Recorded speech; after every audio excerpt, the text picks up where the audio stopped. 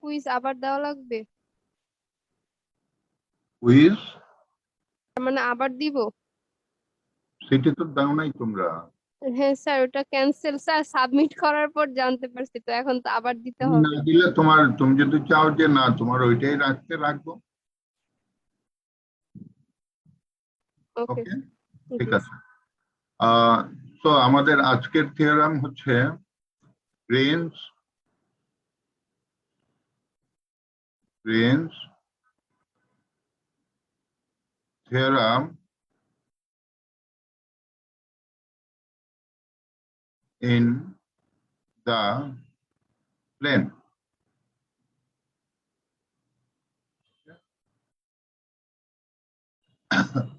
Greams theorem in the plane.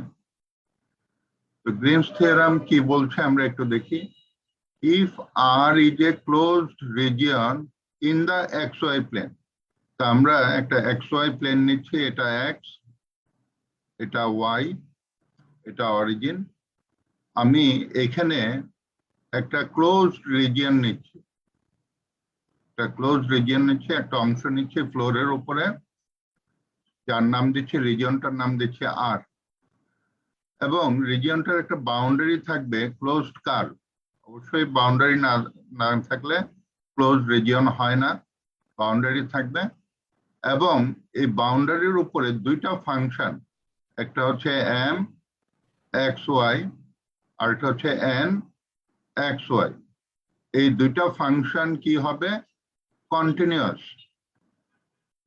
Continuous, ওকে। তার মানে এমও এই রিজিয়নের উপরে কন্টিনিউয়াস, এন ফাংশনটা এই রিজিয়নের উপরে কন্টিনিউয়াস। ফর এক্সাম্পল, আমি যদি এম দেই সমান মনে করো এক্স বাই ওয়াই, এটা কিন্তু এক্স ওয়াই এর ফাংশন। কিন্তু দেখো তুমি যে এক্স বাই ওয়াই প্লাস 2 এটা দিলাম, তাহলে তুমি দেখো ওয়াই ইকুয়ালস টু 2 তে, মানে এটা যদি ওয়াই এর মান 2 হয়, ওয়াই ইকুয়ালস টু 2 তে বা -2 তে, মনে করো এটা দিলাম -2, তাহলে ওয়াই ইকুয়ালস টু 2 তে এই ফাংশনটা কি হয়? এক্স বাই 0, মানে ডিসকন্টিনিউয়াস হয়ে যায়। কিন্তু আমাদের বলা হচ্ছে যে দুজন ফাংশনই এই রিজিয়নের উপরে ভালো হতে হবে, কন্টিনিউয়াস হতে হবে। Batra home team. Juventus home team. ওকে, তোমরা নিজ দায়িত্বে মিউট করে রাখবে। তাহলে আমরা এমন কোনো ফাংশন নিব না যেটা ওই রিজিয়নে ডিসকন্টিনিউয়াস হয়। তাহলে আমরা এই জাতীয় ফাংশন নিতে পারি, মনে করো এক্স ওয়াই, অথবা এন এর পরিবর্তে সাইন অফ এক্স ওয়াই, এরকম ফাংশন নিতে পারি যেটা এখানে কন্টিনিউয়াস হবে, রিজিয়নের উপরে কন্টিনিউয়াস হবে।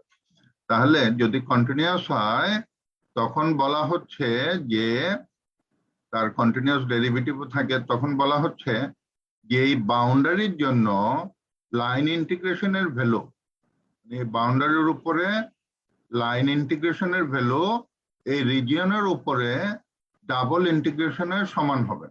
তার মানে line integration over the boundary এই রিজিয়নের উপরে ডাবল ইন্টিগ্রেশন এর সমান হবে। এটা হচ্ছে গ্রিন সাহেবের কথা, যে যদি দুটা ফাংশন এর উপরে কন্টিনিউয়াস হয় এবং তার ডেরিভেটিভ থাকে। ওকে, তাহলে লাইনে যেমন তুমি দেখো যে এটা কি ধরনের ফাংশন। প্র্যাকটিক্যালি মনে করো এটা একটা ফ্লোর, তুমি ধরো এটা একটা ফ্লোর, তোমার এক্স ওয়াই প্লেন তো ফ্লোরই হয়, এক্স ওয়াই প্লেন ফ্লোর হয়। এখন মনে করো এম ফাংশনটা হচ্ছে মনে করো এক্স ওয়াই। তো এক্স ওয়াই ফাংশন কিরকম হতে পারে? যে মনে করো যে এর উপরের তাপমাত্রা, এম হচ্ছে এর উপরের তাপমাত্রা, এক্স ওয়াই বিন্দুতে তাপমাত্রা এরকম। আর মনে করো এন হচ্ছে আমার আরেকটা ফাংশন, মনে করো e to the power x y, তো এর উপরে তাপমাত্রা, মনে করো তাপমাত্রা। তো এখন তোমার ফ্লোরের উপরে তাপ ফাংশনটা, টেম্পারেচার ফাংশনটা এম এবং এন দ্বারা যদি ডিফাইন করি, তাহলে এই ফ্লোরের উপরে যদি মানে সে স্মুথ থাকে, ভালো থাকে টেম্পারেচার, তাহলে ফ্লোরের প্রত্যেকটা পয়েন্টের টেম্পারেচার যদি ভালো থাকে, তাহলে আমরা বলতে পারি যে এম এবং এন দুজনেই ভালো এই ফ্লোরের উপরে এবং তার বাউন্ডারি। তখন বলা হচ্ছে যে ওভার দ্য বাউন্ডারি লাইন ইন্টিগ্রেশনের ভ্যালু রিজিয়নের উপরে ডাবল ইন্টিগ্রেশনের সমান হবে। এ হচ্ছে গ্রিন সাহেবের কথা। তো এখন আমরা দেখি যে গ্রিন সাহেবের কথা ধরে আমরা একটা যে গ্রিন সাহেবের কথাটাকে আমরা একটু ভেরিফাই করতে চাচ্ছি। তাহলে আমরা 2 নম্বর, এবং এই ধরনের ভেরিফিকেশন তোমার পরীক্ষাতে আসে। তাহলে বলা হচ্ছে কি যে ভেরিফাই, কোশ্চেন 2 তে কি বলা হচ্ছে, ভেরিফাই গ্রিনস থিওরাম। তার মানে m dx plus n dy line integration over the closed boundary is equals to আমাদের রিজিয়নের উপরে ডেল আমাদের del n by del x minus del m by del y dx dy। তাহলে আমাদের এটা হবে del n by del x minus del m by del y into dx dy এর সমান হবে। এটা বলা হচ্ছে যে এর সমান হবে। ওকে, এর সমান হবে। তা আমরা এখন ভেরিফাই বলতে আমরা লেফট হ্যান্ড সাইড আর রাইট হ্যান্ড সাইড বের করব। আমার লেফট হ্যান্ড সাইড হচ্ছে এই পাশটা, এটা সমান আমি দেখাবো রাইট হ্যান্ড সাইড কিনা, আমি এটা দেখাবো। আমি এখন এটাকে ভেরিফাই করছি, এবং এর ক্যালকুলেশনটা তোমার কিন্তু বইতে দেয়া আছে, কারণ এটা একটা এক্সাম্পল, বইয়ের সম সিরিজের বইয়ের এক্সাম্পল। পুরো ক্যালকুলেশনটা কিন্তু দেয়া আছে। ওকে, এক্সাম্পল 2, সম সিরিজের বইয়ের এক্সাম্পল 2 পুরো ক্যালকুলেশনটা বইতে দেয়া আছে, তারপরেও আমি করে দিচ্ছি। এখন আমরা দেখি যে এটার লেফট হ্যান্ড সাইড আমরা এখন বের করব। তাহলে আমি লিখছি left hand side is equals two, আমরা দেখাবো for the closed path m dx plus n dy, এই লাইন ইন্টিগ্রেশনটা বের করব ফর দ্য ক্লোজড পাথ। তা আমি এখানে দেখতে পাচ্ছি আমার গ্রাফটা এখানে আঁকা আছে, y সমান x একটা লাইন আর y সমান x স্কোয়ার, দুটো পয়েন্ট অফ ইন্টারসেকশন, একটা হচ্ছে 0 0 আর একটা হচ্ছে 1 1।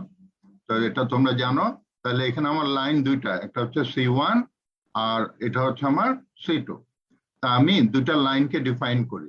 তো C1 লাইনটার ইকুয়েশন হচ্ছে আমার y সমান x স্কোয়ার, আর C2 লাইনটার ইকুয়েশন হচ্ছে আমার y সমান x। তাহলে আমি C1 দিয়ে এই শুরু থেকে অরিজিন থেকে টার্মিনাল পয়েন্ট মনে করে এটার নাম দিচ্ছি C1 হচ্ছে আমার শুরু, অরিজিন থেকে এ পয়েন্ট পর্যন্ত যাব এই লাইনের উপর দিয়ে। তাহলে আমি এই line integration for the closed path, যেহেতু আমি দুই ভাগ করতে পারি, একটা ভাগ হচ্ছে আমার C1, আমার এখানে m হচ্ছে xy plus y square dx plus x square dy, এটা হচ্ছে C1 এর জন্য। আর C2 এর জন্য আমার হবে xy plus y square dx plus x square dy। এখন এখানে দেখো, এখানে কিন্তু আমি আর এই ক্লোজড পাথ এটা কিন্তু দেই নাই, কারণ C1 কিন্তু ক্লোজড না, C2 কিন্তু ক্লোজড কার্ভ না, সেজন্য আমি এখানে কিন্তু এই গোল চিহ্নটা দেই নাই। ওকে, উপরে যেমন গোল চিহ্নটা আছে, এখানে উপরে গোল চিহ্নটা মানে পুরো সার্কুলেশন, মানে পুরোটার জন্য, কিন্তু এখানে C1 আর C2 মিলে যেহেতু পুরোটা, C1 কিন্তু ক্লোজড না, C2 কিন্তু ক্লোজড না। এখন আমি দেখি C1 এবং C2 এর জন্য আমি কি করব, দুইটাকে আমি প্যারামেট্রিক ইকুয়েশনে কনভার্ট করব। তা আমি C1 এর জন্য আমি ধরে নেই লেট x সমান t, তাহলে y সমান হবে আমার t স্কোয়ার। তাহলে C1 এর ডেফিনেশনে আমার এটা, তাহলে আমার C1 এর জন্য dx হবে আমার dt আর dy হবে আমার 2t dt, তাই না? জি স্যার। ওকে, তাহলে আমি যত জায়গায়, তার মানে আমাদের লাইন ইন্টিগ্রেশনের ফিলোসফি হচ্ছে এটা, আমার যেটা এক্স ওয়াই রেসপেক্টে তাকে আমি প্যারামিটারে কনভার্ট করে নিব, প্যারামেট্রিক ইকুয়েশনে কনভার্ট করে নিলাম। এটা আমি C1 এর জন্য করছি। তাহলে C1 এর যত জায়গায় আমি এক্স পাবো তত জায়গায় আমি কি করব, টি বসাবো। তাহলে আমি এখানে এক্স পাচ্ছি, এখানে টি বসাবো। যত জায়গায় আমি ওয়াই পাবো তত জায়গায় আমি টি স্কোয়ার বসাবো। তাহলে এখানে আমি টি স্কোয়ার হোল স্কোয়ার বসাবো। আর এখানে ডিএক্স এর জায়গায় বসাবো আমি ডিটি। আর এখানে এক্স স্কোয়ারের জায়গায় হবে আমার টি স্কোয়ার, ডিওয়াই এর জায়গায় বসাবো 2t ডিটি। এটা হবে আমার C1 এর জন্য। তাহলে C1 এ আমি যত জায়গায় আমি এক্স পাবো তত জায়গায় আমি টি বসাবো, যত জায়গায় আমি ওয়াই পাবো তত জায়গায় আমি টি স্কোয়ার বসাবো। এটা হচ্ছে আমার কাজ। এখন তাহলে আমি দেখতে পাচ্ছি C1 কার্ভের জন্য আমার কিন্তু আর এক্স ওয়াই নাই, সম্পূর্ণটা টি এর রেসপেক্টে চলে গেল।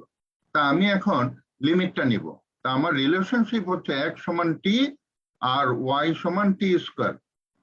তা আমি দেখি C1 কার্ভের শুরু পয়েন্ট কোনটা, শুরু পয়েন্ট হচ্ছে অরিজিন। অরিজিনের কোঅর্ডিনেট কি 0 0। তা এখন আমি এক্স এর জায়গায় 0 বসিয়ে দেই, ওয়াই এর জায়গায় 0 বসিয়ে দেই। তাহলে টি এর কমন কত ভ্যালু পাবো বলতো? জিরো। এই অরিজিনের জন্য টি এর কত ভ্যালু পাবো বলতো? টি এর কমন ভ্যালু জিরো। 0। তাহলে আমি এখানে টি এর ভ্যালু 0 লিখলাম। তার মানে আমি এক্স ওয়াই থেকে টি তে চলে আসলাম, টি এর ভ্যালু 0 লিখলাম। আর আমি এখন আসি টার্মিনাল পয়েন্ট। টার্মিনাল পয়েন্টে আমি পাচ্ছি এ, এতে আমি পাচ্ছি 1 1। তাহলে আমি এখন কি করব, এখানে আমি এক্স এর জায়গায় 1 বসাবো, ওয়াই এর জায়গায় 1 বসাবো। তাহলে আমি টি এর ভ্যালু কত পাবো, এখানে কমন ভ্যালু T1 আর টি স্কোয়ার 1। তাহলে টি এর কমন ভ্যালু কত? স্যার 1। 1। তাহলে এখানে আমি পেয়ে গেলাম টি এর ভ্যালু 1।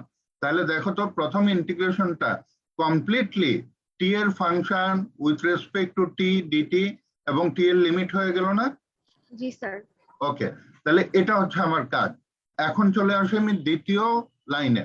তাহলে দ্বিতীয় লাইনের জন্য আমি আবার কাজটা করি, একই রকম কাজ আমি দ্বিতীয় লাইনের জন্য করব। তাহলে আমি C1 এর সবকিছু ডিলিট করে দিই, সো দ্যাট আমার দ্বিতীয় লাইনটা যাতে ইয়া হয়।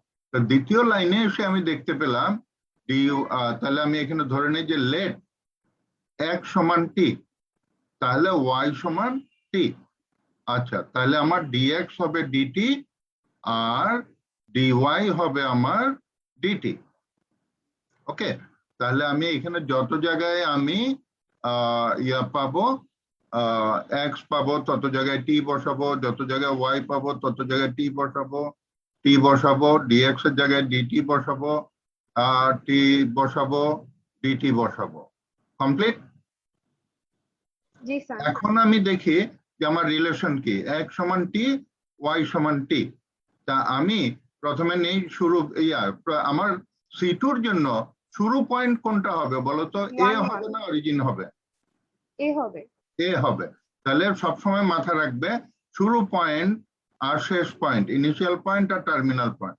তাহলে শুরু পয়েন্ট আমি এ নিলাম, তাহলে শুরু পয়েন্ট আমি নিচ্ছি এ। ওকে, তাহলে এর জন্য যদি আমি এখন দেখি, আমি এখানে এক্স এর মান 1 1 বসালাম। তাহলে এখানে এর জন্য টি এর কমন মান কত হবে? 1। 1।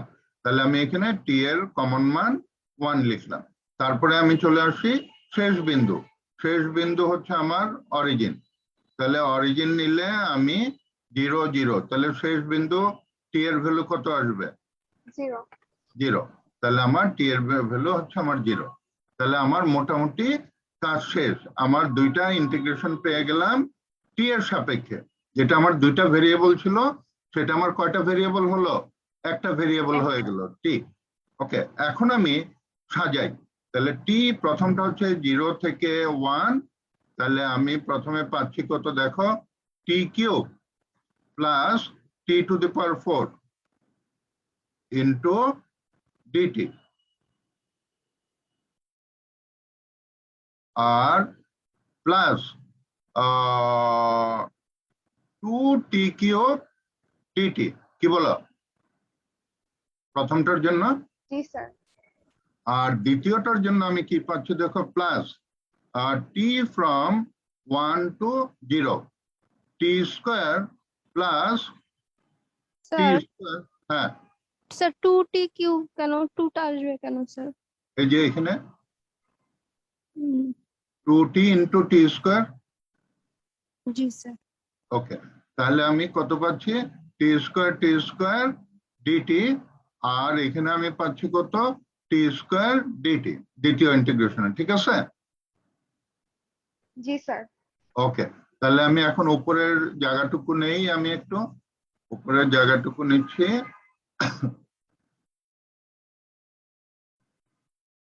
ওকে, এখন আমি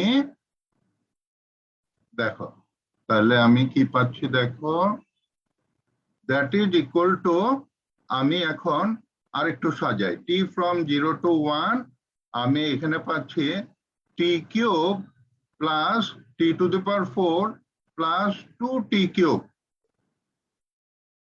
ডিটি, লিখতে পারি? জি স্যার, লিখতে পারি। ওকে, আর দ্বিতীয়টার জন্য আমি পাচ্ছি টি ফ্রম 1 to 0 আমি পাচ্ছি 2t স্কোয়ার প্লাস টি স্কোয়ার ডিটি, লিখতে পারি? জি স্যার, লিখতে পারি। ওকে, তাহলে আমি পেয়ে গেলাম। এখন আমি আরেকটু সিম্পলিফাই করি যাতে আমার বুঝতে সুবিধা হয়।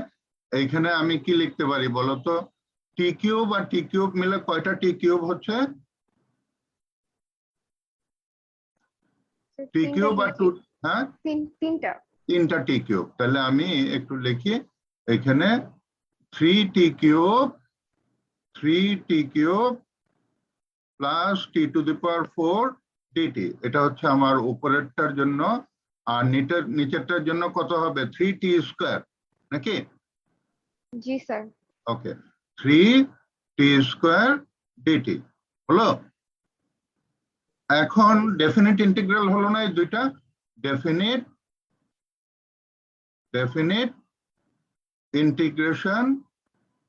Integral for the function of t with respect to t এবং লিমিট অফ টি। আচ্ছা, এখন আমি ইন্টিগ্রেশন করব, তাহলে 3 into t to the power 4/4 plus t to the power 5/5, আমার লিমিট বসাবো 0 থেকে 1। আর দ্বিতীয়টার জন্য আমি কত পাবো? 3 ইন্টু টি কিউব বাই 3, 1 থেকে 0, তাই না? জি স্যার। জি স্যার। এখন তুমি আপার লিমিট লোয়ার লিমিট বসিয়ে দেখো তো কত আসে ভ্যালু, বসিয়ে বলো কত আসে।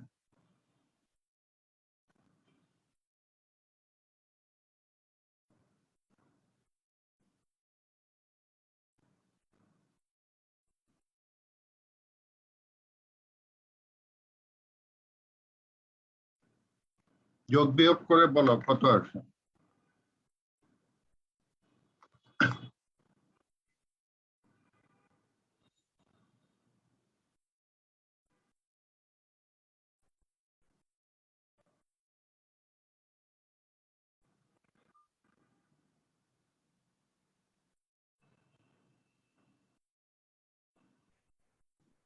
স্যার -1/20।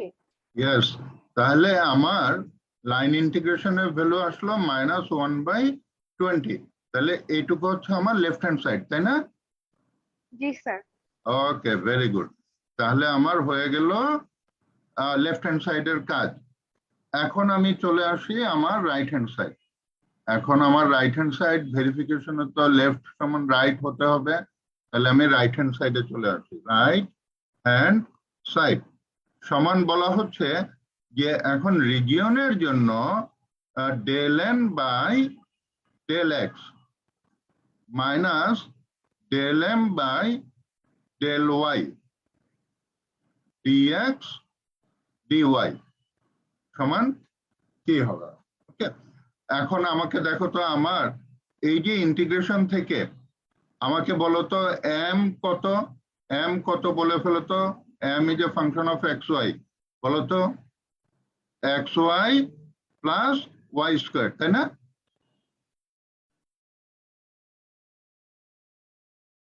এটা আমার m না, m dx। জি স্যার। ওকে, আর n কত হবে আমার বলো তো? x square. x square. Sir আচ্ছা, প্রথমটাকে সবসময় n ধরে নিব আর সেকেন্ডটাকে তুমি n ধরে দেখো, নিব। তুমি প্রথমটা দ্বিতীয়টা বলে কথা না, dx এর সাথে যে থাকবে সে m, জি স্যার বুঝতে পেরেছি। আর dy এর সাথে যে থাকবে সে n। আচ্ছা, তাহলে আমার del m by del y কত হবে দেখি, বলো। Partial derivative with respect to y, x plus x 2y 2y, আর del n by del x কত হবে বলো? 2x 2x। তাহলে আমি কি করব এখন?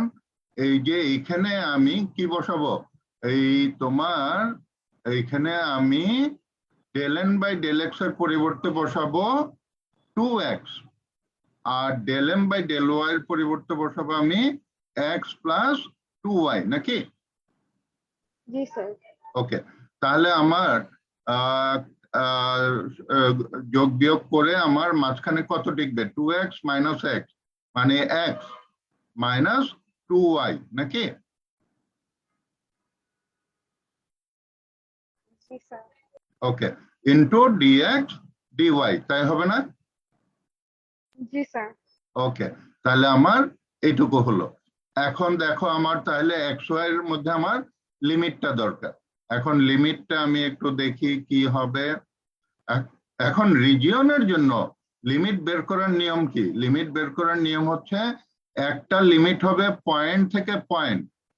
মনে করো এক্স এর লিমিট নিলাম পয়েন্ট থেকে পয়েন্ট, তাহলে এক্স এর লোয়ার পয়েন্ট হচ্ছে 0, আপার পয়েন্ট কত হবে এখান থেকে দেখে বলো? 1। তাহলে আমি একটা লিমিট নিলাম পয়েন্ট থেকে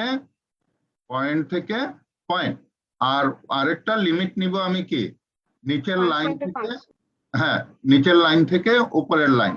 তাহলে নিচে y সমান কত আর উপরে y সমান কত? নিচে y is equal to 0 আর উপরে হচ্ছে y is equal না to x। না না না, নিচের এই লাইনের ইকুয়েশন কি বলো? Sir y is equal to x square। x square নিলাম, আর উপরে এই লাইনের ইকুয়েশন কি? y is equal to x। x, কারণ লাইন বলতে ইকুয়েশন, তাই না? তাহলে আমার হয়ে গেল, তাহলে আমার লিমিট নেওয়া হয়ে গেল। এখন আমি কি করব? আমি কার রেসপেক্টে ইন্টিগ্রেট করব আগে বলো তো? যার লিমিট লাইন টু লাইন। ওকে, আচ্ছা এখন দেখো y রেসপেক্টে আগে ইন্টিগ্রেট করে ফেলো তো, কি হবে? y রেসপেক্টে ইন্টিগ্রেট করলে কি হবে বলো দেখি? x এর সাথে y আছে, এখানে x এর সাথে y আছে নাই? xy x into y minus, হবে না? জি স্যার, জি স্যার। মাইনাস 2 ইন্টু y কে ইন্টিগ্রেট করলে উইথ রেসপেক্ট টু y কি হবে বলো? y square by 2। y square by 2। তাহলে আমার এটা কাটাকাটি গেল। আচ্ছা, তাহলে টিকলো আমার শুধু y স্কয়ার। এখন আমি কি করব? x এর রেসপেক্টে ইন্টিগ্রেট করব। তাহলে কি লিখবো? x square by 2y minus x y square 0 to 1, নাকি? জি স্যার। ও সরি, আমার এখানে y লিমিটটা বসানোর দরকার ছিল। x স্কয়ার x, এটা আমার বসানোর দরকার ছিল। ওকে, এখানে আমার এটা আগে বসাতে হবে, কারণ y লিমিট আছে না নিচে x স্কয়ার উপরে এটা বসাতে হবে। তাহলে আমি দেখি এখানে y লিমিট যদি আমি বসাই, তাহলে x ফ্রম 0 থেকে 1 আমার এখানে হবে আমার dx, এটুকু গেল। এখন y লিমিট, আপার লিমিট কত y এর বলো তো? x। তাহলে আমি প্রথমে আপার লিমিটটা বসাই, তাহলে x into x minus x square, এটা হচ্ছে আমার আপার লিমিট। লোয়ার লিমিট কত? মাইনাস x স্কয়ার, তাহলে minus x into x square minus x to the power 4, তাই হবে না? ইন্টু dx, তাই হবে না? জি স্যার। আচ্ছা, তাহলে আমার x into x minus x square, তাহলে প্রথমটা কি হচ্ছে আমার 0, আর দ্বিতীয়টা কি হচ্ছে x cube minus x to the power 4। তাহলে অল টুগেদার আমার কত আসে বলো তো?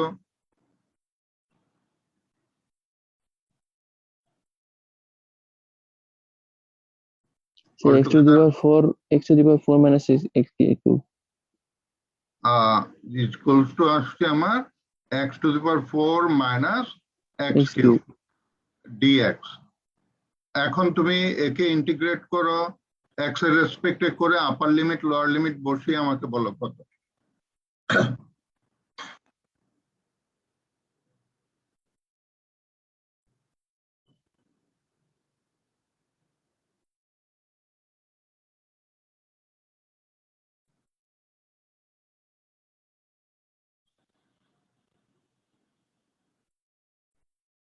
স্যার -1/20 আসে।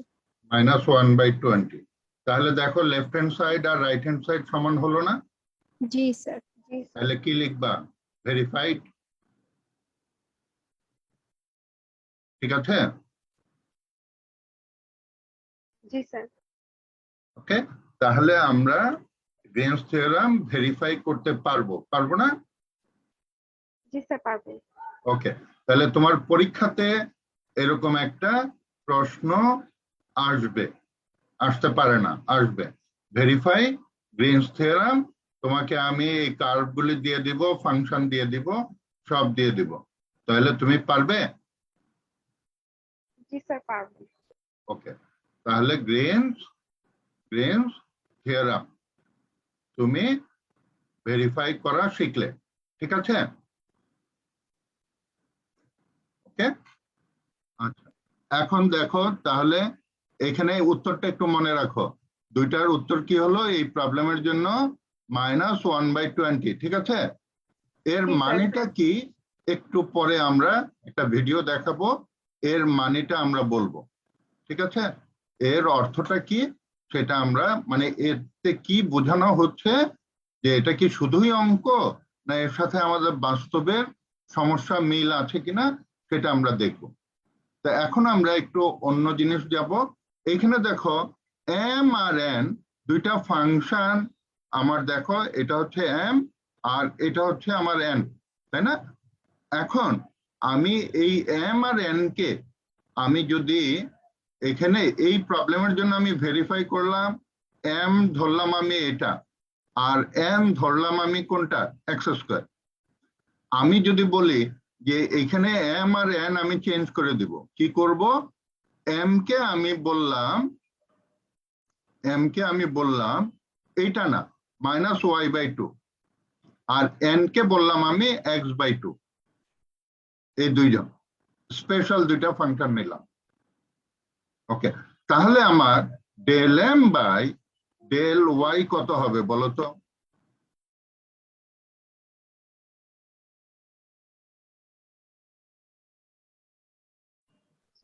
-y²/4।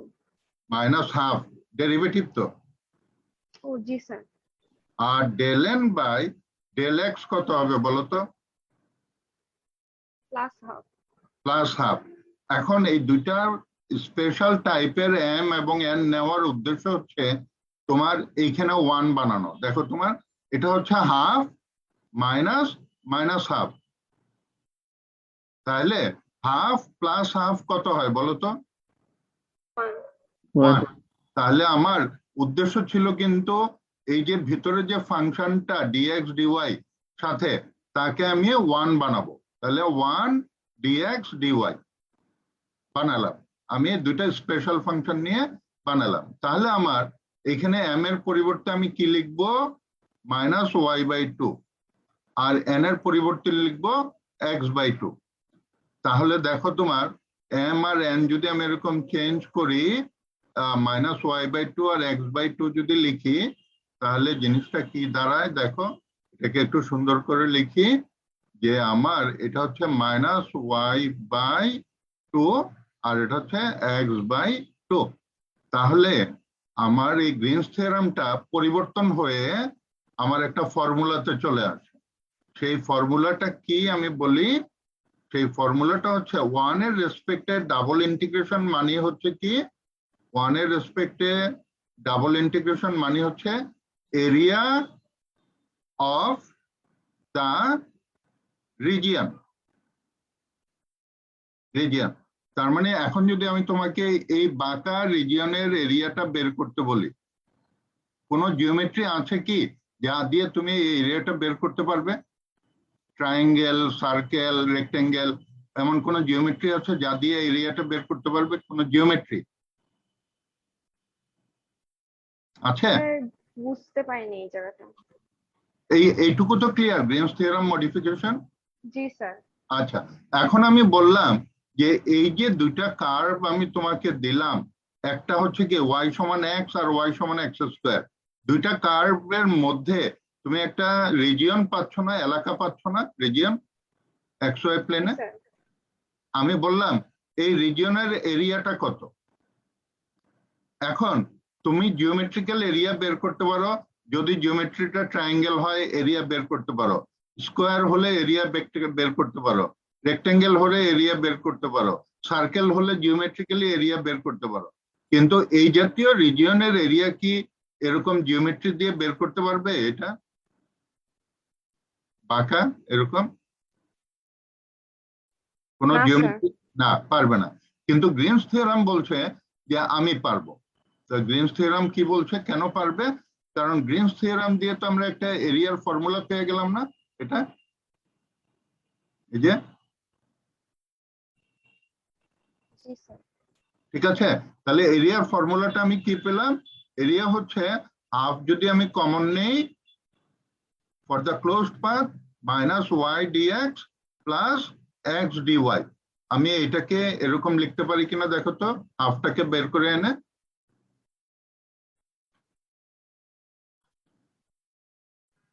জি স্যার।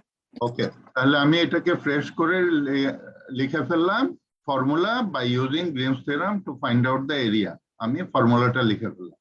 এখন আমি বললাম যে এই রিজিয়নের এরিয়াটা বের করো, find out the area of this region, এটার এরিয়া বের করো। তাহলে আমার প্রথমে আমি কি করব? আমি তো লাইন ইন্টিগ্রেশন নিব দুইটার জন্য। প্রথমে আমি নিব কার জন্য? তাহলে আমি প্রথমটা নিচ্ছি C1 এর জন্য। C1 এর জন্য minus y dx plus x dy. আর C2 এর জন্য আমি পাবো কি আরেকটা formula, plus half minus y dx plus x dy. কারণ এই দুইটা মিলেই তো সি আমার, তাই না? C2 এর জন্য দুইটা না, এটা একটা C1 আর এটা একটা C2, তাই না? জি স্যার। এখন বলো, C1 এর ডেফিনেশন আমরা একটু আগে পেয়েছিলাম y সমান এক্স স্কোয়ার, তাই না? আর C2 এর ডেফিনেশন কি ছিল? y সমান x। এখন আমরা প্যারামেট্রিক ইকুয়েশন দিয়েও করতে পারবো, একটু আগে দেখিয়েছিলাম না প্যারামিটার কিভাবে ইন্ট্রোডিউস করতে হয়। আচ্ছা, তাহলে প্যারামেট্রিক এর জন্য, হ্যাঁ বলো। আমরা এখন স্যার এম আর এন না চেঞ্জ করে ফেলছি, তাহলে কি আগের ইকুয়েশনটাই হবে? না না, আগেরটার মধ্যে এম আর এন আলাদা ছিল, কিন্তু আমরা এরিয়া ফর্মুলা বের করার জন্য এম আর এন কে আমরা একটু স্পেশাল ধরেছিলাম। জি স্যার, বুঝতে পেরেছি। বুঝতে পারছো? জি স্যার। আচ্ছা, এখন আমাকে বলো এটার জন্য আমি প্যারামেট্রিক ফর্মে কি ধরেছিলাম মনে আছে? x = t আর y সমান কত? t square. t²। আচ্ছা, তাহলে আমার এটার জন্য এটা পেলে, আর দ্বিতীয়টার জন্য কিন্তু আমি x সমান t আর y সমান t, তাই না? আচ্ছা, জি স্যার। এখন আমাকে বলো এটার জন্য তাহলে আমার dx সমান কত হচ্ছে? dt, dy সমান হচ্ছে আমার 2t dt, এই ছিল। আর t এর লিমিট আমরা বের করেছিলাম কত? 0 থেকে 1, মনে আছে? একটু আগে বের করলাম। আর এটার জন্য dx সমান dt আর dy সমান dt। আর t এর লিমিট কত ছিল এখানে বলো তো? 1 থেকে 0 না? জি স্যার। ওকে, তো ওইটা আমি আর এক্সপ্লিসিটলি বলছি না। এখন আমি এটা বের করি। তাহলে প্রথমটার জন্য আমার C1 এখানে আমি বসাবো t স্কয়ার এখানে বসাবো ডিটি, এখানে বসাবো টি, এখানে বসাবো 2t ডিটি, আর এখানে আমি টি এর লিমিট বসাবো 0 থেকে 1। আর দ্বিতীয়টার জন্য আমি এখানে বসাবো টি, এখানে বসাবো ডিটি, এখানে বসাবো টি, এখানে বসাবো ডিটি, আর এখানে টি এর লিমিট বসাবো 1 থেকে 0। কি হবে না? হ্যাঁ, জি স্যার। ওকে। এখন কি তুমি ক্যালকুলেশনটা করতে পারবে না আমাকে করে দিতে হবে? স্যার ক্যালকুলেশন স্যার পারবো। পারবা? স্যার ওখানে টি ইন্টু 2t dt হবে না dy এর লাস্টের হ্যাঁ, দিকে? আমি তো তাই লিখলাম, দেখো তুমি। স্যার নিচেরটাতে না, নিচেরটাতে y এর সাথে t এর সম্পর্ক কি? শুধু t t না? তাহলে dy কি হবে? dt। ঠিক আছে, জি স্যার। ওকে। এখন বাকিটা পারবে?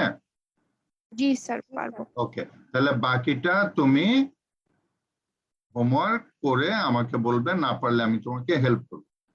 তাহলে আমরা কয়টা জিনিস দেখলাম, যে গ্রিনস থিওরাম আমরা দেখলাম, স্টেটমেন্টটা, গ্রিনস থিওরামের ভেরিফিকেশনটা দেখলাম, আসলে স্টেটমেন্ট সত্যি কিনা একটা প্রবলেমের জন্য দেখলাম।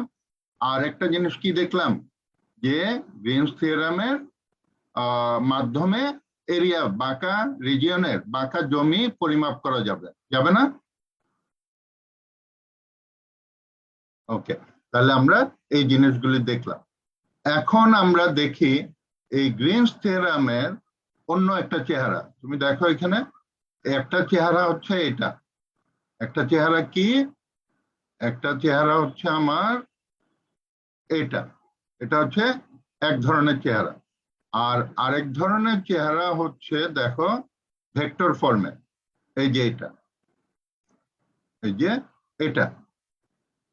ওকে, এখন যদি আমি বলি যে এইটা আর এটা এক জিনিস কিনা, তার মানে তোমাকে আমি প্রথম দেখিয়েছিলাম গ্রিনস থিওরাম, আমি দেখিয়েছিলাম গ্রিনস থিওরাম ম্যাথমেটিক্যালি, আমি বলেছিলাম m dx plus n dy c for the closed path is equals to double integration হচ্ছে আমার রিজিয়নের জন্য del n by del y minus del m by del x into dx dy, তাই ছিল না? দেখো তো, জি না, sir. del n by del x, sorry, del n by del x আর del m by del n by del x del m by del y, এই যে দেখো এটা। ওকে, তাহলে গ্রিনস থিওরাম আমি তোমাকে শিখিয়েছি এভাবে। এখন বলছি আমি যে গ্রিনস থিওরামকে ভেক্টর ফর্মে লিখো। ওকে, বলা হচ্ছে কি দেখো, যে ভেক্টর ফর্মে কোশ্চেন নাম্বার 4 দেখো তুমি, কোশ্চেন নাম্বার 4-এ বলছে গ্রিনস থিওরামকে এক্সপ্রেস করা যায় ইন ভেক্টর নোটেশন এভাবে। ওরা বলছে যে গ্রিনস থিওরাম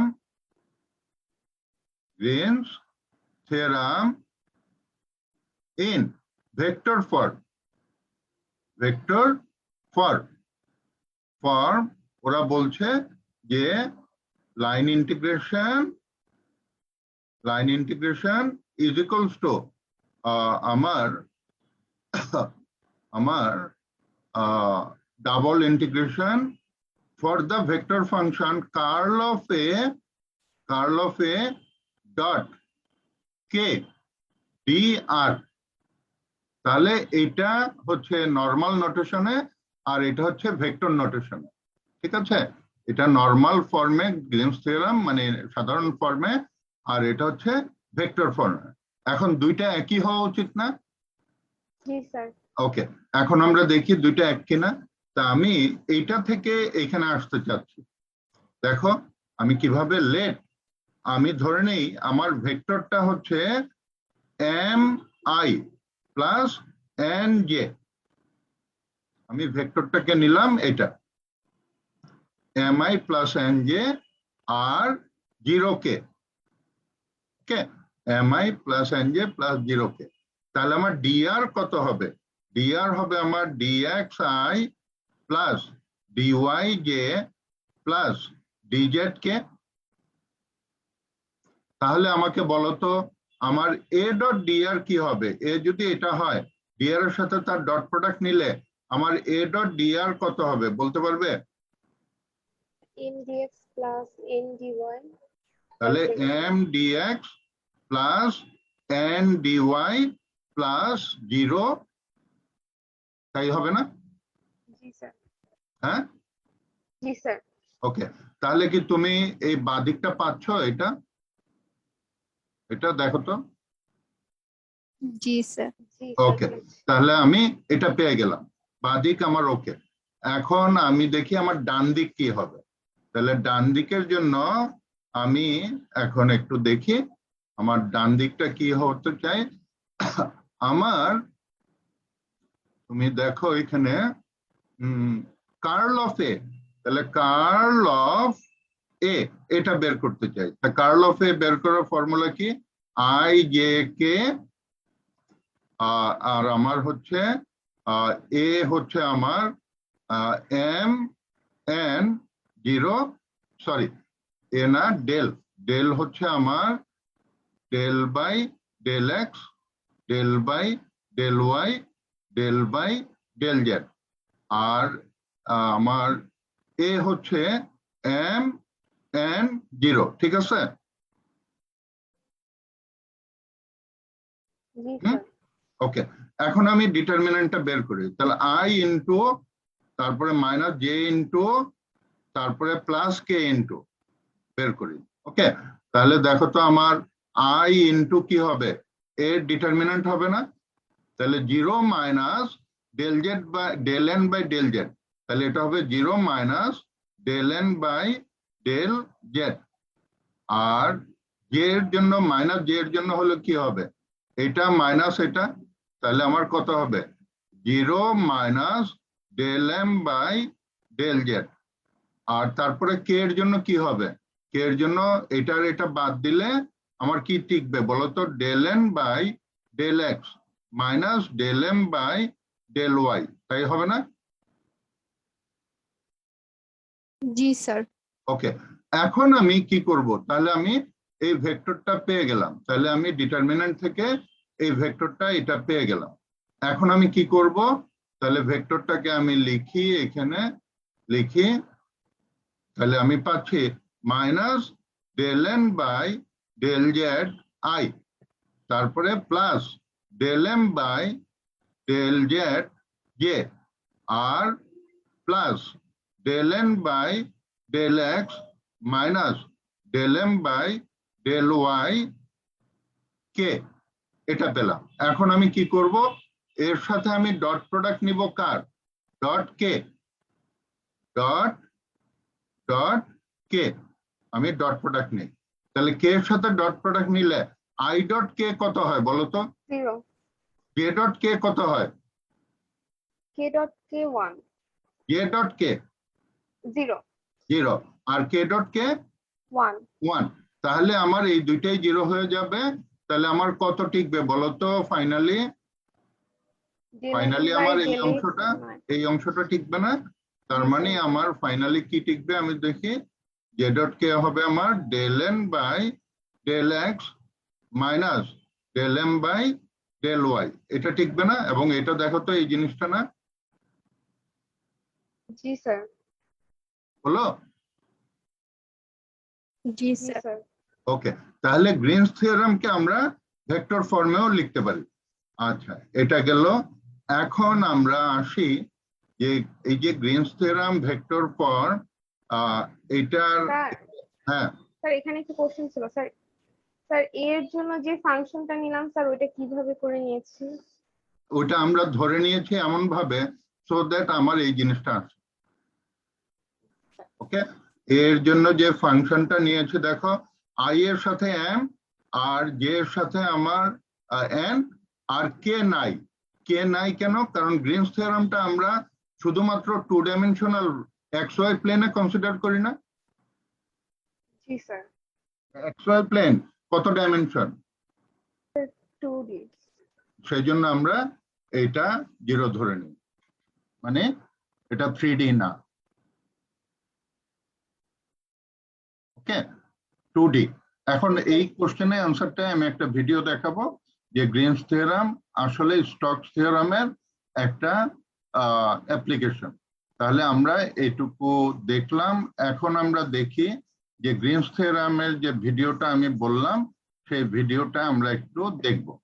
তো এই ভিডিওটা দেখার জন্য তুমি কি করবে? আচ্ছা, তার আগে আমি এটা একটু শেষ করে নেই। তুমি দেখো এইখানে বাকি সব কিন্তু তোমার আইদার গ্রিনস থিওরাম ব্যবহার করে এই যে এগুলি, মানে একটু আগে যা করতে বললাম এরিয়া বের করা সব। এখন এই গ্রিনস থিওরামের অ্যাপ্লিকেশন দেখব, আর শেষে আমরা দেখব এই 3টা থিওরামের মধ্যে আসলে সম্পর্ক কি, এটা আমরা আরেকদিন দেখব। তা আজকে আমরা একটা ছোট ভিডিও দেখব, সেটা হচ্ছে এটা। ওকে, সেটা হচ্ছে আমাদের, দেখো সেটা হচ্ছে আমার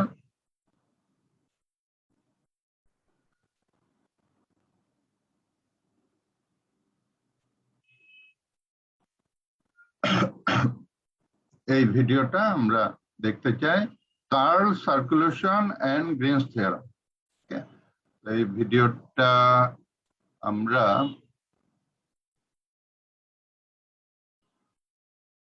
দেখতে হলে, আচ্ছা দেখি আমরা একটু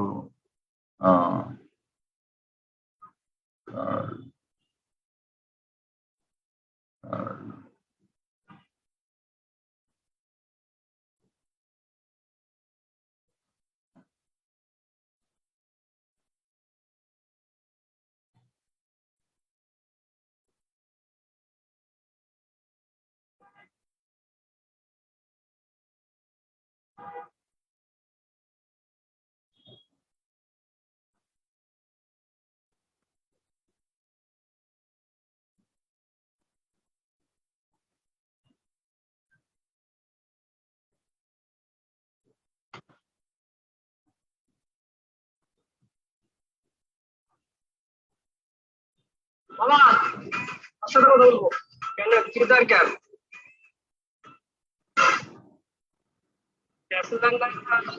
family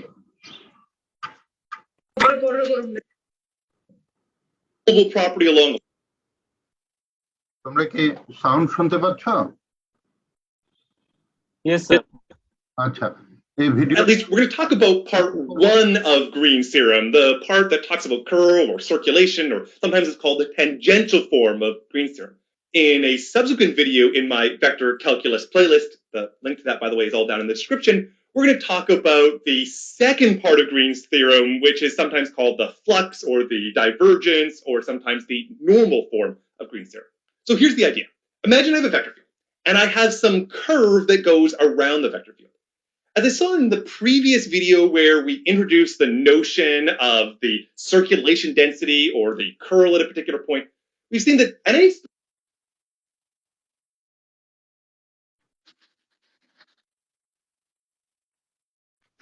in this video, we're going to talk about Green's theorem, or at least we're going to talk about part 1 of Green's theorem, the part that talks about curl or circulation, or sometimes it's called the tangential form of Green's theorem. In a subsequent video in my vector calculus playlist, the link to that, by the way, is all down in the description, we're going to talk about the second part of Green's theorem, which is sometimes called the flux or the divergence, or sometimes the normal form of Green's theorem. So here's the idea.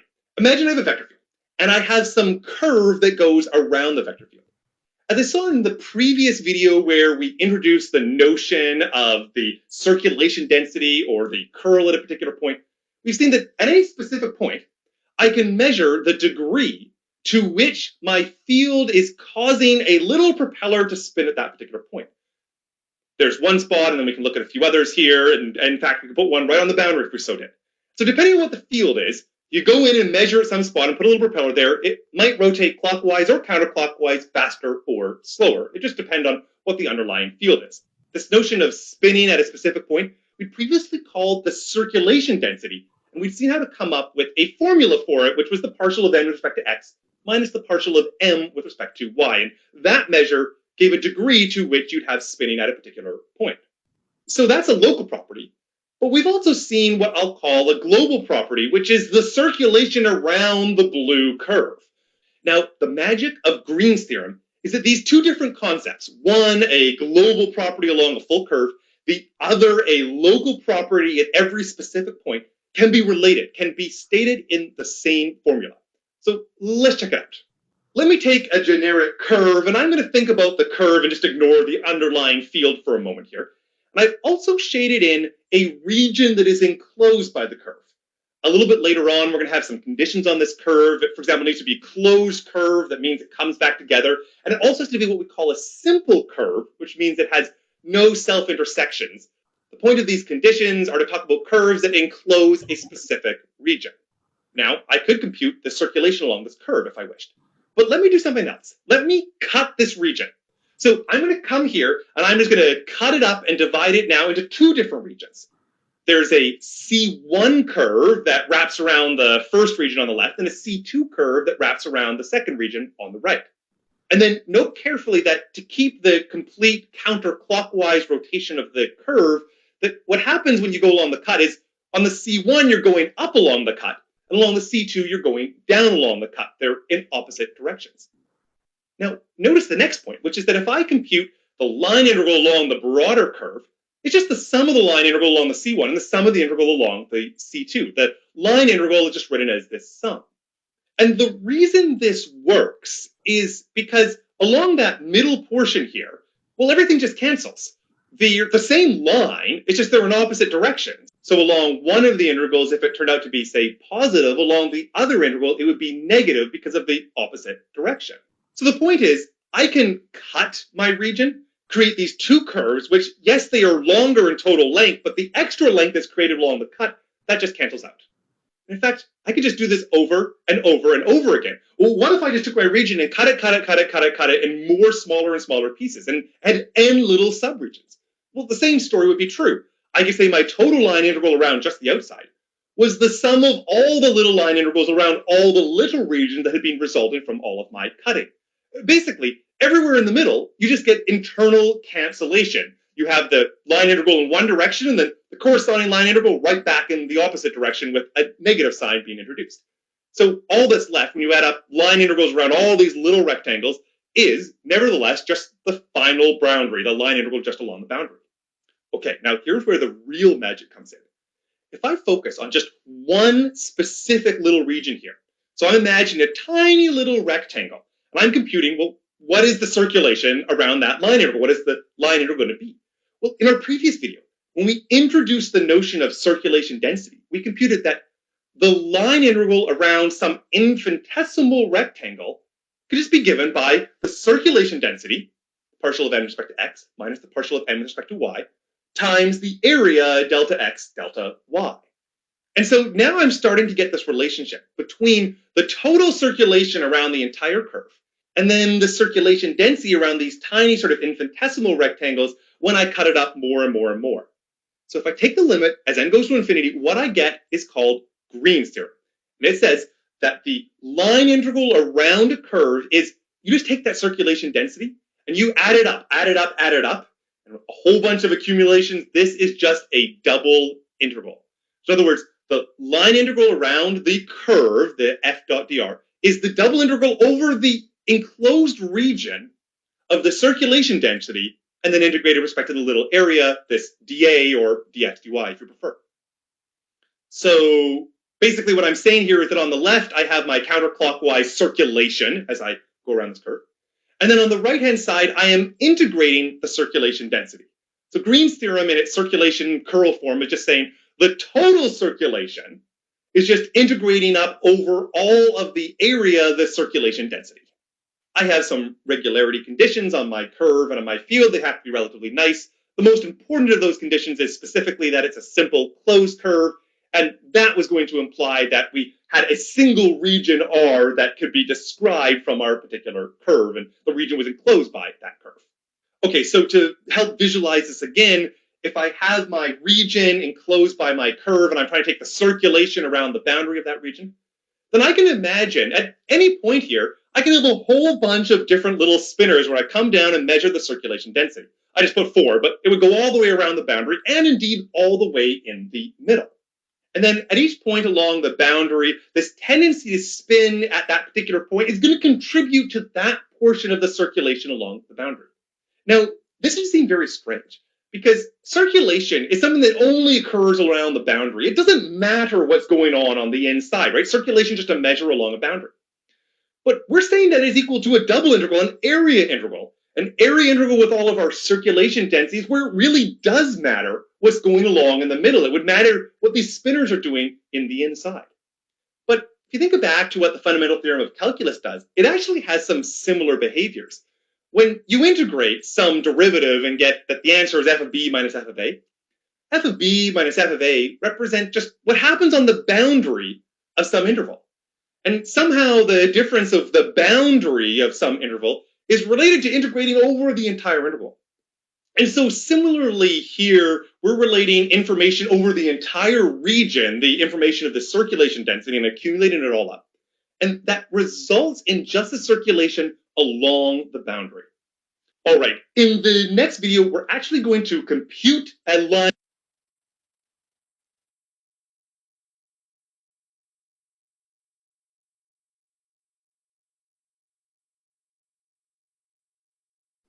তোমরা কি আমার কথা শুনতে পাচ্ছ এখন? জি sir, শুনতে পাচ্ছি। আচ্ছা, এখন আমি গল্পটা বাংলায় একটু বলি। উনি কি বলেছেন যে বাংলায় গল্পটা হচ্ছে যে আমি তোমাকে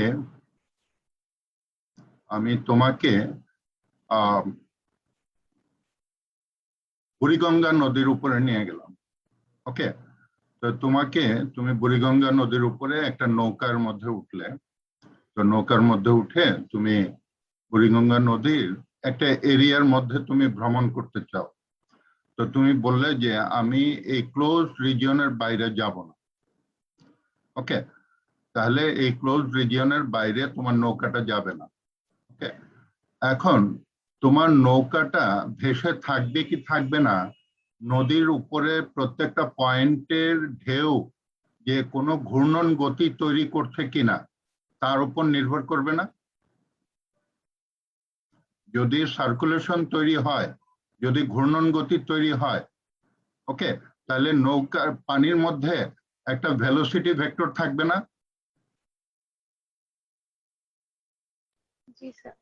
এবং সেটা কত ডাইমেনশনাল হবে? 2 ডাইমেনশনাল হবে না পানির ভেলোসিটিটা? জি স্যার। আচ্ছা, তাহলে পানির ভেলোসিটি হচ্ছে এই ভেক্টর ফিল্ডটা। তাহলে এই ভেক্টর ফিল্ডটা হচ্ছে তোমার পানির ভেলোসিটি, পানির ভেলোসিটি।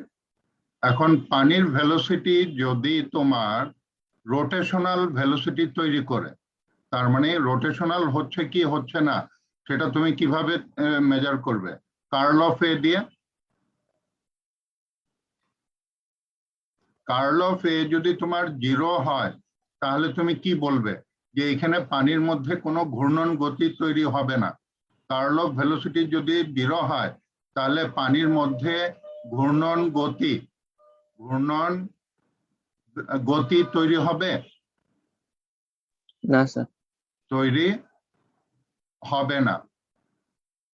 হবে না, যেটাকে আমরা বলি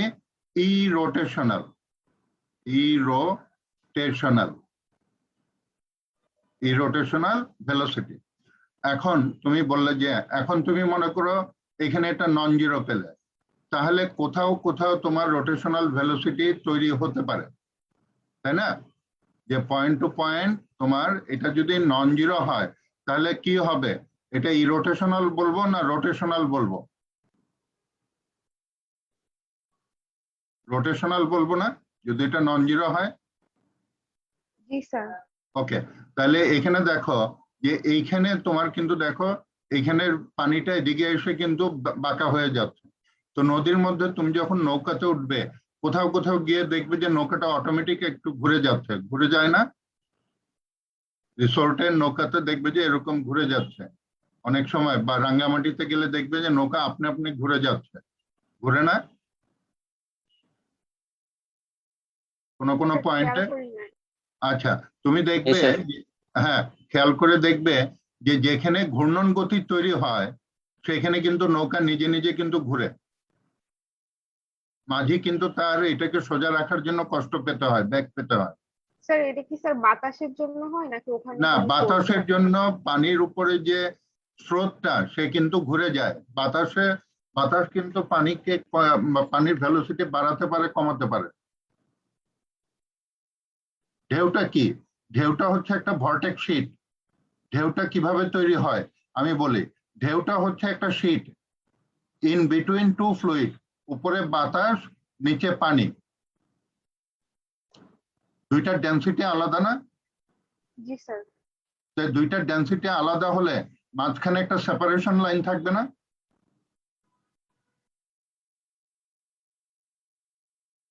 জি স্যার। তো সেই সেপারেশন লাইনটার নাম হচ্ছে ভর্টেক শীট। তাহলে বাতাসটাই কিন্তু এই ভর্টেক শীটটার বাংলা নাম হচ্ছে ঢেউ। বঙ্গোপসাগরে কক্সবাজারে তুমি ঢেউয়ের মধ্যে ডুব দিতে পছন্দ করো নাকি? জি স্যার। তা ঢেউটা যে বড় থেকে ছোট হয়, তাই না? তো এই ঢেউটাই হচ্ছে ভর্টেক শীট। আচ্ছা, তাহলে আমরা দেখি যদি ঘূর্ণন গতি তৈরি হয় তাহলে আমরা গ্রিন সাহেব বললেন যে ঘূর্ণন গতির জন্য তোমার এইটার জন্য এদিকে তোমার রোটেশনাল ভেলোসিটি, তোমার যদি এদিকে একটা ঘেরাও দিয়ে রাখো, মাছ ধরার জন্য ঘেরাও দিয়ে রাখো, তাহলে তার ভিতরে এই ঘূর্ণন গতির ধাক্কা বা প্রভাব পড়বে না? জি স্যার। এখানে যদি পড়বে? জি স্যার। ওকে, এখন বললাম যে এটা, তখন গ্রিন সাহেব বললেন যে তুমি যদি ঘূর্ণন গতি মেজার করতে চাও তাহলে পুরা তোমার চক্কর দিয়ে আসতে হবে। তাহলে এই ঘূর্ণন গতিকে আমরা বলি সার্কুলেশন অফ দ্য ফ্লুইড, ঢেউয়ের। ওকে, তাহলে এই সার্কুলেশন মেজার করার হচ্ছে। গ্রিন সাহেব বললেন কোনো অসুবিধা নাই, তুমি যদি curl of A dot K তুমি যদি এইটা মেজার করো, এইটা যদি তুমি মেজার করো curl of A dot K, এইটুকু মেজার করলেই এনাফ ইনটু ডিআর, মানে ডিএক্স ডিওয়াই। তার মানে এই ঘূর্ণন গতির প্রভাব মাঝখানে যত রকমের ঘূর্ণন গতি তৈরি হবে সবগুলি আলাদা আলাদা পয়েন্টে ক্যালকুলেশন না করে তুমি শুধু বাউন্ডারি বরাবর ঘুরলেই হবে। এটাই গ্রিনস থিওরামের কথা। ওকে জি স্যার। ওকে, এখন তুমি দেখো তুমি কি করবে, যে তাহলে এই ভিডিওটা দেখবে এবং দেখো তোমাকে আমি দেখাই উনি আর কি কি বলেছেন সেগুলি একটু একটু করে বুঝাই। উনি বলেছেন যে হ্যাঁ এখানে ওই জিনিসটাই বলেছেন। এখানে এসে এটা ভিতরে মেকানিজমটা কেন বাদিক সমান ডান দিক উনি এই যে এটা, তো এখন ওই ভেক্টর ফর্মে ওটা, আর এটা হচ্ছে স্কেলার ফর্মে, মানে ভেঙে করলে। ভেক্টর ফর্মে আমাদের কি ছিল? এটা ছিল আমাদের ইকুয়াল টু ছিল কি? এটা ছিল আমাদের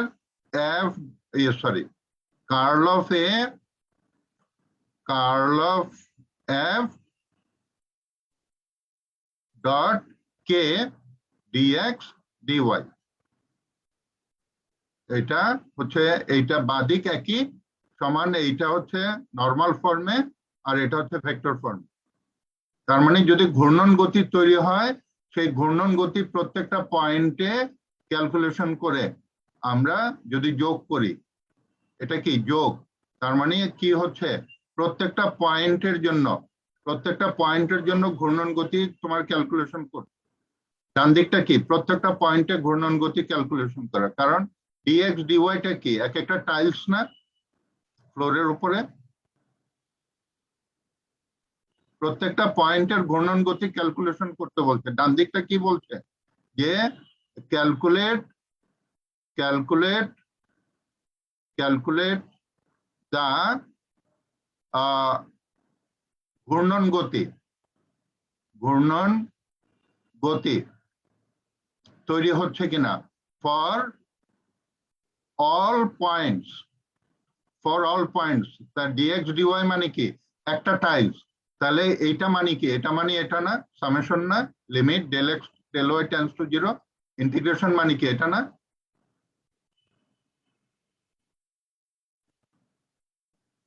ওকে, তাহলে আমরা ঘূর্ণন গতি ফর অল পয়েন্টস এটা আমাদের ক্যালকুলেট করতে বলছি। আমরা এইখানে দেখি, এইখানে হ্যাঁ, এটা হচ্ছে যে সার্কুলেশন ডেনসিটি। সার্কুলেশন ডেনসিটি মানে কি, যে প্রত্যেকটা পয়েন্টে ঘূর্ণন গতি তৈরি হচ্ছে কিনা, এটাকে বলা হয় সার্কুলেশন ডেনসিটি। সার্কুলেশন মানে ঘূর্ণন গতি, ডেনসিটি মানে কি প্রত্যেকটা পয়েন্টে ঘূর্ণন গতি ক্যালকুলেট করতে বলছি আমরা, প্রত্যেকটা পয়েন্টে। তাই প্রত্যেকটা পয়েন্টকে আমরা কি দিয়ে করব, ইন্টিগ্রেশন দিয়ে। তো গ্রিন সাহেব বলছে প্রত্যেকটা পয়েন্টে না করে তুমি যদি বাউন্ডারির উপরে যদি ক্যালকুলেশন করো তাহলেই এনাফ। বুঝা গেল গল্পটা? জি স্যার। ওকে, এখন তোমরা এই যে উনি বলছেন যে প্রত্যেকটা পয়েন্টে না করে বাউন্ডারিতে ঘূর্ণন গতি টেস্ট করলেই এনাফ। তাহলে আজকে এ পর্যন্তই, তোমরা ভিডিওটা দেখো, আগামী ক্লাসে আমরা আরো ক্লিয়ার করব, তোমরা যখন প্রশ্ন করবে তখন ক্লিয়ার করব। তাহলে থ্যাংক ইউ। হ্যাঁ বলো। স্যার ভেক্টর থিওরাম মানে ভেক্টর দিয়ে স্যার ক্যালকুলেশনটা